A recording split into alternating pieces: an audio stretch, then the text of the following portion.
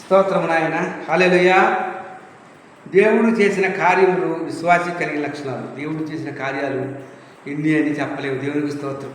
దేవుడు ఎన్నో గొప్ప కార్యాలు, ఆయన కార్యాలు అనంతమైనది. ఎందుకంటే చనిపోయిన వారిని రావనెత్తి, కుంటివారిని, గుడ్డివారిని, మగవారిని మాట్లాడచ్చు. ఇన్ని కార్యాలు, ఎంతమంది ఎన్నో అపవాది శక్తులతో పీడించబడే వారిని అనేకమైన సార్లుగా లేపినట్టుగా మనము చూస్తున్నాం. కనుక దేవుడు చేసిన కార్యములు ఆశ్చర్యమైన కార్యములు, ఆయన కార్యములు వారు నింపలేము. దేవునికి స్తోత్రం. కనుక ఇట్టి కార్యము చేసిన ఆ యొక్క మనిషి ఏం చేశారంటే, దేవుడు ఆది కాండము 8వ అధ్యాయము 5వ వచనం 8వ చూసినట్టయితే, ఈ యొక్క నోవాహు ఏం చేశారంటే ఒక కాకిని బయటికి పంపించాడు. చూసిరా అమ్మ ఆ వాతావరణం ఎలాగున్నది, మంచిగా ఉందా లేదంటే నీళ్ళతో ఉండదని చూసినప్పుడు పంపించినప్పుడు ఆ కాకి వెళ్ళింది. చూసినప్పటికి చక్కటి కలేబరా దొరుకుతుంది, చక్కటి ఆహారము దొరుకుతుంది. అది తిరిగి మళ్ళీ రావడానికి దాని మనసు ఒప్పలేదు, ఇష్టం లేదు. కనుక పావురము విడిచిపెట్టలేకపోయింది. కనుక పావురాన్ని పంపించింది రెండోసారి. అది దాని కాలు నిలపడానికి ఎక్కడ స్థలం లేదు, కానీ ఆ ఒలివ ఆకులు మట్టుగా కొన్ని చుంచుకొని నోటితో పట్టుకొని యజమానుడి దగ్గరికి వచ్చి నమ్మకంగా చూపించినట్టుగా మనం చూస్తున్నాం. దేవునికి స్తోత్రం.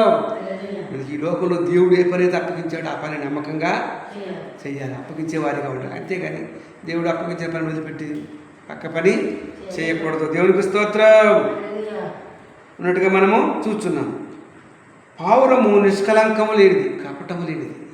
దాంట్లో ఏ పోషైనా కూడా కపటం అనేది, కుళ్ళు అనేది లేదు. కానీ మనము కూడా అలా ఉండాలి. కపటం అనేది, కుళ్ళు అనేది ఉండకూడదు. మనిషికి కుళ్ళుంటే మనిషి హృదయంలో కుళ్ళున్నట్లయితే ఎముకకి కుళ్ళు పట్టుతాడు. దేవునికి స్తోత్రం. చూసారా? కనుక అలాంటి వారిగా ఉండడానికి లేదు. పావురము పరిశుద్ధాత్మ స్వభావం కలిగింది. దేవుని యొక్క ఆత్మని పొందుకునే స్వభావము ఉన్నది. పరిశుద్ధతకు తెల్లగా ఉన్నట్టుగా చూస్తున్నాం. పావురము ఎగిరే స్వభావం గల జంతువు, పక్షి. పైకి ఎగురుద్ది, కానీ కిందకు సంబంధమైన వాటి మీద ఇది కూడా ఉన్నది. పైన ఉన్న వాటినే వెతకవాలని మనము. ఈ ఊకు చాలా మటుగా మనం భూ సంబంధమైన వాటినే వెతుకుతుంటాం. కానీ అది మంచిది పైన ఉన్న వాటి. పైన ఎవరున్నారు? ప్రభు ఉన్నాడు, పరలోకం ఉన్నది. దేవునికి స్తోత్రం. అది కావాలి, కానీ భూ సంబంధమైనది అనవసరం అన్నమాట. దేవునికి స్తోత్రం. పావురము నాకు స్వరము వినబడని పరమగీతంలో ఉన్నట్టుగా చూస్తున్నాం. పావురము లెగ్గానే దేవుని స్మరణ చేసుకుంటారు.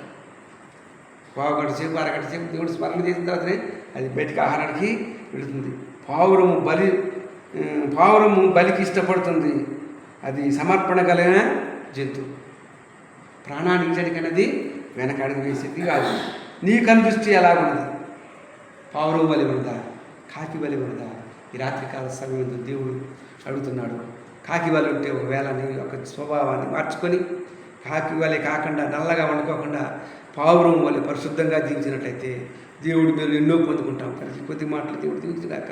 క్రిస్టఫర్ 820 ఛానల్ సబ్స్క్రైబ్ చేసుకొని అనేక మంది షేర్ చేయవలసిందిగా కోరుచున్నాను. ఆమేన్.